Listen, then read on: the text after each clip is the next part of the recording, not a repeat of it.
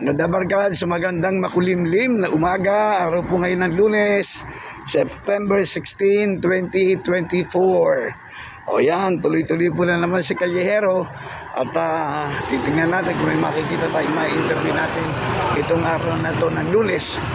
Medyo makulimlim po dahil alam naman po natin, meron po tayong 3 bagyo. Okay? Yan, ito po yung mga bagyo na yung dalawa ay nasa labas pa ng bar at yung isa po naman ay medyo nakapasok na at bagamat malayo po sa Metro Manila medyo alam niyo na ang nagpapalakas dyan yung habagat. Okay, southwest monsoon, yan po ang ating nararanasan dito sa Metro Manila at kaya po medyo makulimlim sa mga probinsya po ng mga ika nga malalayong lugar. Nandun po yung naturang bagyo. Okay, ito po, nandito po tayo at titignan natin. Meron po tayong nasilayan dito sa kalye na po. Kalye po ng Apo Street, Quezon City to ha. Kanto ng Don Manuel. Ito madalas ko na po nakikita itong mama na to Ito po maliit na business lang. Alam niyo naman si Kalyehero. Maliit man o malaking ika nga business o pangkabuhayan, medyo ini-entertain natin yan. At least meron po tayong ika nga malalaman kung ano ang papaano ang kanilang ika nga pag-ooperate ng mga maliliit na hanap buhay na katulad dito. Sir, magandang tanghali po. Okay, medyo na-istorbo lang kita. Ito, nanonood si sir ng kanyang cellphone. Sir, ano po muna pangalan niyo, sir? Good morning. Ryan. Ha? Ryan, nasa Kalyehero po tayo sa YouTube. Okay.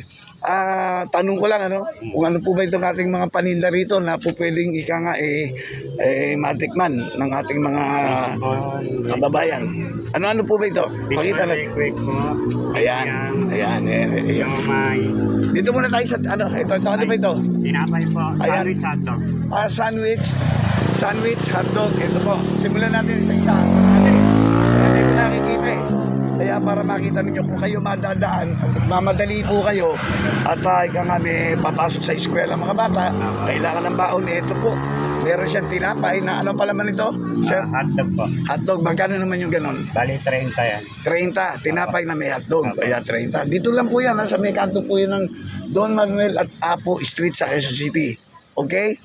Okay, dito po tayo. Tapos sa tayo rito, hotdog, 30 na merong tinapay. Okay, ito naman ito. Isa-isayin natin dahil marami kahit na unti-unti lang ito. Ito naman dito mga to. Pogo po. Ito pogo. Ito ba yung kwek-kwek? Ayan. Kaya pala tinawag na kwek. Bakit nga pala tinawag na kwek-kwek ito? Yan. Bakit? May idea ka ba? Medyo nag-isog si sir Ito lang po ang pagkakalang ko. Ako rin. Kasi ngayon ko lang natanong dahil kwek-kwek di ba? Hindi natin alam kung ano pinanggalingan. But anyway, yan yung itlog ng pugo na maliliit. Tapos, meron silang itlog na malalaki. Ano tawag naman doon? Balot yun. Balot. Balot na Pinoy. Balot na Pinoy. Ano tawag doon? Hindi ko. Hindi mo alam. Bagay, wala naman siyang tinda rito kundi kwek-kwek Kwek lang. Tapos. Tapos, ito. Ano naman to? Siomay. O yun yung siomay. Magkano? 5? Magkano? Anong ibig sabihin 5 isa? 5, yung isang peraso 5. Ang isang piraso ng siomay. 5. Ito yung siomay. Ayan, 5 piso ang isa. Ito kwek-kwek. 24. 20 pesos, 4 na piraso. Samantalang ito naman, Rice. Ano yan, 20? 20 ang isang pack. Tama? Okay, marami siyang paninda alam niyo, nakakatuwa itong paninda niya. I-close up natin na yan Napakaliit na lang ito. Ano tawag dito? Stall? Cart. Ayan, cart lang po ito. Pero tignan nyo naman. Sa kasipagan ng Pinoy, cart lang sa paninda ba naman na ganito. Tignan nyo. Ito, fishball. Okay, ang fishball. Squid ball. Squid chicken ball. Chicken ball. Kikiam. Magkano mga per order niyan? Ano yan 4-10 yung O yan. 4-10.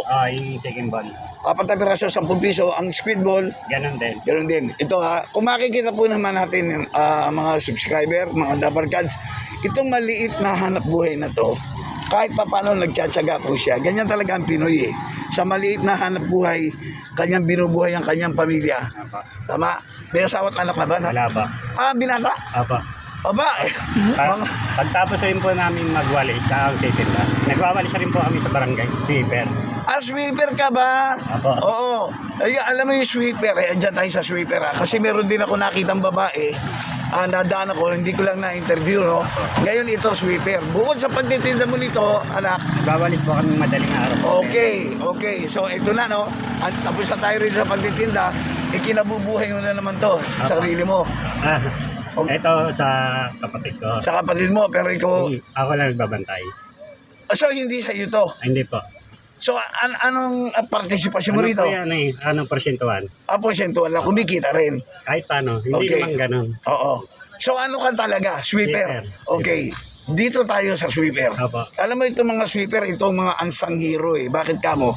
Ito ang laman ng kalsada. At kung hindi sila magwawalis, siguradong magiging marumi ang ating mga kapaligiran, di ba? Ano ang mga experience mo sa pagsisweeper, pagwawalis? Ano, yung makalat para malinis. Yung sa mga drainage.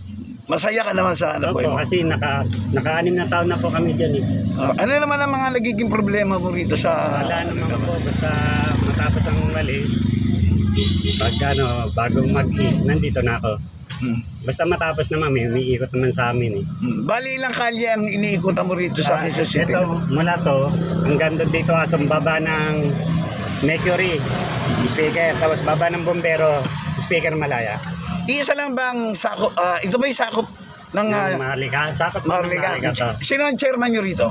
Si Cap Saktan. Sino? Saktan po. Oo. O ayan. Pwede mo sabatiin si chairman. Chairwoman ba o chairman? Chairman, Kapitan. Ayun. So bali ilang barangay ang ilang Bali- kalye ang hawak niya. Kasi 14 po kami lahat, kanya-kanya po eh. Oo. Ganun ba? Opo, kanya-kanyang rota. Araw-araw yung trabaho Opo, na yan. hanggang Sabado po. Pero pag may clean up kami, hindi, sama-sama lahat kami. May general cleaning. Okay, oo. So, matagal ka na sa pagsisweeper? Malatagal na rin ba? O yan, ganun ba? O, so, Mahaling na taon na rin. pasalamatan mo si chairman mo muna. At least binigyan ka ng trabaho. Sige, chairman. Salamat po, Kap Saktan, pagbigay sa amin ng trabaho sa pagwawalis. Ayan po si Sir. Pangalan niyo po ulit? Ryan. Ha? Ryan. Isang Pilipino talaga masipag. Nakita niyo naman. Ganyan, likas sa Pinoyan eh. Na kahit nanuuri ng trabaho, laban lang. Di ba? Sige, good luck at sana stay safe araw-araw ha. Okay. Thank you very much. Bye-bye sa hanap buhay ha. Okay, so yun po. Yun po ang ating na-interview ngayon sa araw na ito, Lunes. First day po ng isang linggo ito. At ito po, nakita po naman ninyo, ayan, maliit lang po ang hanap buhay niya. Yung pala, sideline niya lang to at ang talagang hanap buhay niya ay mag-sweeper. Tama yun, okay lang yun. At least makakatulong yun para sa ating mga kababayan at imbis na makikita nating marumi at pinamumugaran ng mga kung ano ng insekto gaya ng langaw, daga, ipis at kung ano-ano pa. Ito po, papakita ko sa inyo, ayan o. Ang linis, di ba? Dito po yan sa kalye po ng Don Manuel, corner Apo. Ayan, tingnan niyo po, ang linis, di ba? Sana all, di ba? Ayan po sana all na maging maganda at malinis ang ating kapaligiran. Ayan po. Ayan ang dulo po ng Don Manuel, papuntang Mayon po yan. Okay? At ito po naman, sa bandang kanan, ang dulo po naman yan, ang unang kanto, yan po naman ang kalye ng NS Amoranto. So, with that, maraming salamat. Araw po ng Lunes, thanks God. At ito, medyo, sana wag nang tumuloy yung bagyo, no? Kaya lang talagang nakapasok na yung isang bagyo at yung dalawa naman na bagyo, nasa labas pa po ng PAR. At yun, nagkukwentuhan yata. Sana wag na silang pumasok dito sa atin. Okay, maraming salamat po. Good day and God bless us. Thank you.